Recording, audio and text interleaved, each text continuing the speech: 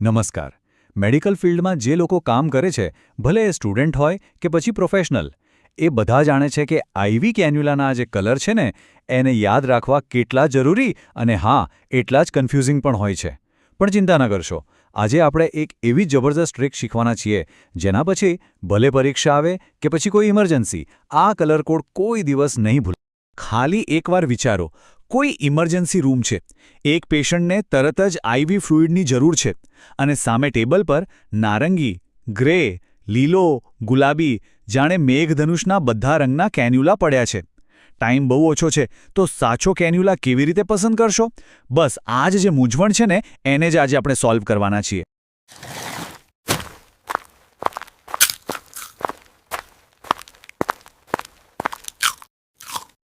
તો સવાલ એ છે કે આ બધા રંગોને યાદ રાખવાનો સિક્રેટ શું છે? અને જવાબ સાંભળીને કદાચ થોડું આશ્ચર્ય થશે. જવાબ છુપાયેલો છે પોપકોર્નમાં. વિશ્વાસ નથી આવતો? બરાબર ને? ચાલો, હું તમને એક એવું મજેદાર વાક્ય બતાવું જે આ બધા રંગો અને એની સાઇઝને મગજમાં એકદમ પાક્કું ફિટ કરી દેશે. પણ એ ટ્રીક પર જઈએ એના પહેલાં એક શબ્દ સમજવો બહુ જરૂરી છે. ગેજ, જેને શોર્ટમાં જી લખાય છે. એકદમ સાદી ભાષામાં કહીએ તો ગેજ એટલે કેન્યુલાની સોય કેટલી જાડી છે એનું માપ. જેટલી જાડી સોય એટલું ઝડપથી લિક્વિડ શરીરમાં જશે. બસ આટલું જ. હવે અહીંયા એક ગોલ્ડન રૂલ છે જે યાદ રાખવાનો છે, અને સાચું કહું તો એ થોડો ઊંધો છે, એટલે બરાબર ધ્યાનથી સાંભળજો. જો ગેજનો નંબર નાનો હોય, જેમ કે સમજો 14G, તો એનો મતલબ કે સોય જાડી છે અને ફ્લો એકદમ ફાસ્ટ મળશે.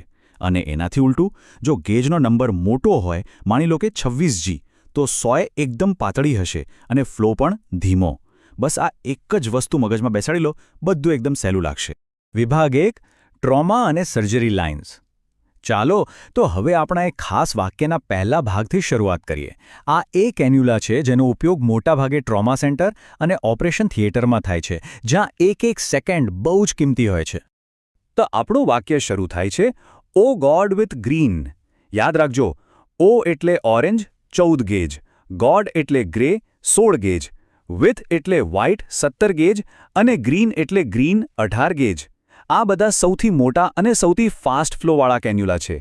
જુઓ, ઓરેન્જ કલરનો 14G કેન્યુલા છે ને, એ તો હેવી ડ્યુટી કેન્યુલા છે. જ્યારે કોઈ મોટો અકસ્માત થયો હોય અને શરીરમાં બહુ જ ઝડપથી બ્લડ કે ફ્લુઇડ પહોંચાડવું હોય, ત્યારે આ જ વપરાય છે. અને એની બરાબર પાછળ આવે છે ગ્રે કલરનો 16G, જે મોટી સર્જરી માટે બેસ્ટ છે. આ બંને ખરેખર લાઈફ સેવિંગ કેન્યુલા. એ જ રીતે વ્હાઇટ એટલે કે 17G, એ પણ સર્જિકલ પ્રોસિજર્સ માટે ઘણો કામનો છે. અને ગ્રીન 18G, એ તો ખૂબ જ કોમન છે, ખાસ કરીને જ્યારે કોઈ પેશન્ટને બ્લડ ટ્રાન્સફ્યુઝન એટલે કે લોહી ચડાવવાનું હોય અથવા તો મોટા પ્રમાણમાં આઈવી ફ્લુઇડ્સ આપવાના હોય ત્યારે. વિભાગ 2, હોસ્પિટલના રોજિંદા ઉપયોગ.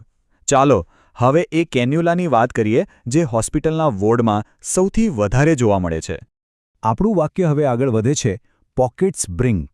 અહીં પોકેટ્સ પરથી યાદ રાખવાનું પિંક, જે 20 ગેજનો છે, અને બ્રિંગ પરથી યાદ રાખવાનું બ્લુ, જે 22 ગેજનો છે. સાચું કહું તો આ બંને હોસ્પિટલના વર્કહોર્સ છે, એટલે કે સૌથી વધુ વપરાતા કેન્યુલામાંથી એક.